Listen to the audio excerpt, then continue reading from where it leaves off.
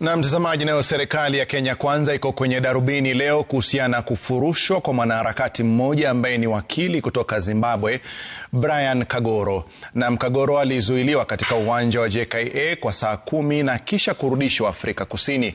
Meneja huyo wa mpango wa shirika la Open Society Foundations alitangazwa kutoruhusiwa nchini kwa madai ya kufadhili maandamano dhidi ya serikali.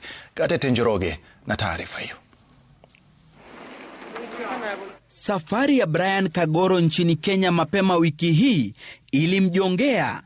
Kagoro, mkurugenzi mkuu wa shirika la Open Society Foundations linaloshabikia demokrasia duniani, alizuiliwa katika uwanja wa JKIA dakika chache baada ya kuwasili.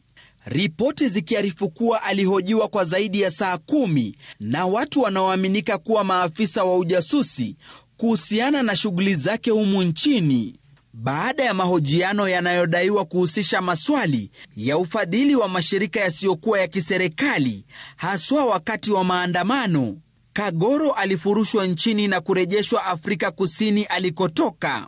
Taarifa kutoka shirika hilo likisema agizo la kufurushwa lilisema alikataliwa kutokana na stakabadhi zake za usafiri licha ya kuzuru Kenya kwa zaidi ya miaka 10 sasa. Shirika hilo limesema Kagoro hajawahi kushtakiwa kwa kosa lolote.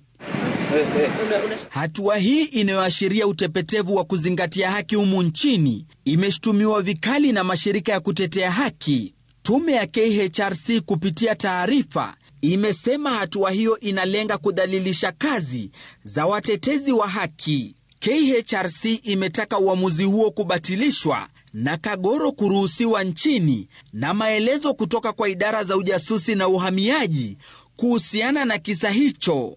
Tume ya kimataifa ya wanasheria nayo imesema hatua hiyo inaashiria wazi njama ya kukandamiza sauti za watetezi wa haki za kibinadamu na vyombo vya habari.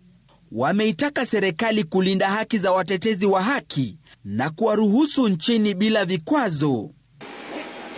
Gatete Njoroge, Runinga ya Citizen.